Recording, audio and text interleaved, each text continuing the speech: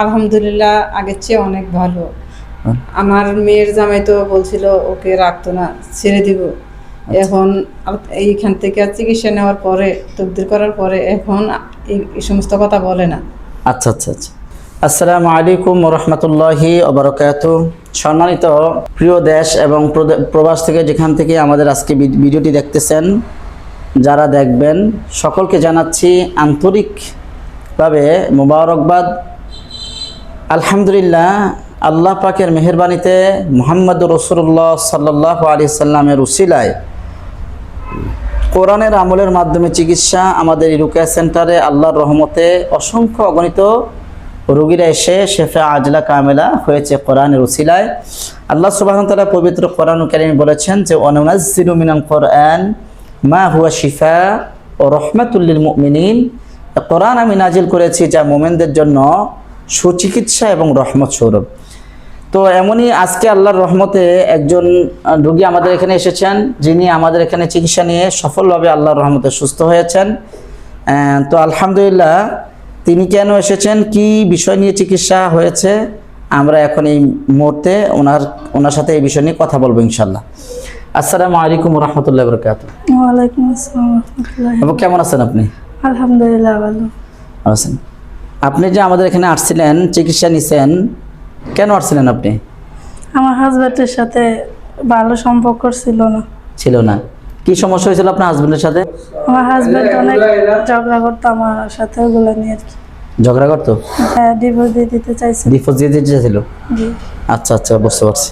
তো এখন আল্লাহর রহমতে এখন কি অবস্থা? আমাদের এখান থেকে যে তদবির নিছেন আপনি, নেওয়ার পরে এখন কি অবস্থা? হ্যাঁ আছে, আলহামদুলিল্লাহ ভালো।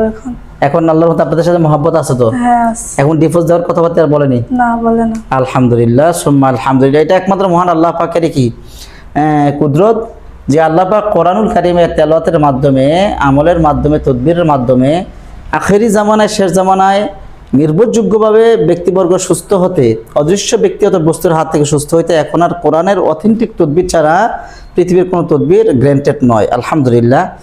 তো আমরা খুঁজে পেয়েছিলাম ওনার হাজব্যান্ড এবং ওনার মাঝে বিচ্ছেদ জাদু করা ছিল। আলহামদুলিল্লাহ, সেই জাদুগুলো আমরা কেটে দিয়েছি। আলহামদুলিল্লাহ, এখন মহব্বত বশীকরণ করার পরে আলহামদুলিল্লাহ এখন আপনার হাজব্যান্ড আপনাদের আগে তো অনেক বেশি ভালোবাসে কিনা?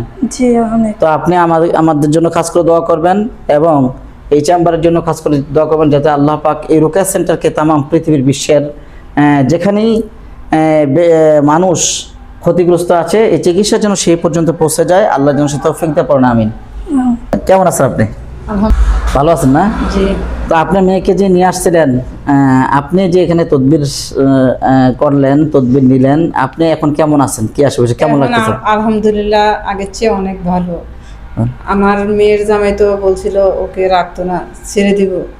এখন এইখান থেকে চিকিৎসা নেওয়ার পরে, তকদির করার পরে এখন এই সমস্ত কথা বলে না। আচ্ছা আচ্ছা আচ্ছা।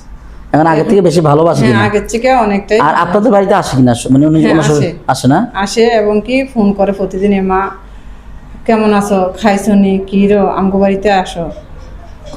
খোঁজখবর নাই? আগে যখন যে সমস্যা হয়েছিল তখন আপনার বাড়িতে আসতো নি? না, তখন তো ফোনই করে নাই। কতদিন ফোনে বন্ধ ছিল? ফোন এভাবে ফোনে হয়তো 15-20 দিন। 15-20 দিন পর্যন্ত? এরকম তো কখনো হয় নাই না। মানে এই আচরণ যে টানা 20 দিন ফোন বন্ধ, এরকম কখনো হয় নাই? কখনো হয় নাই। এখন প্রতিদিনই ফোন দেয়।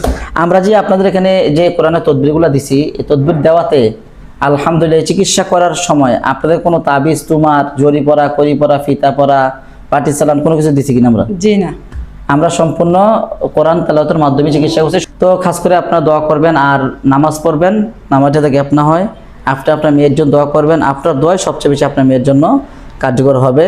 এবং আল্লাহর রহমতে যদি আমরা যে সেবাটা দিয়ে আসতেছি, এই সেবার জন্য আমরা সবসময় মানুষকে দিতে পারি, সেই জন্য দোয়া করবেন খাস করে। আল্লাহ তাআলা আপনাদেরকে উত্তম প্রতিদান দান করুক।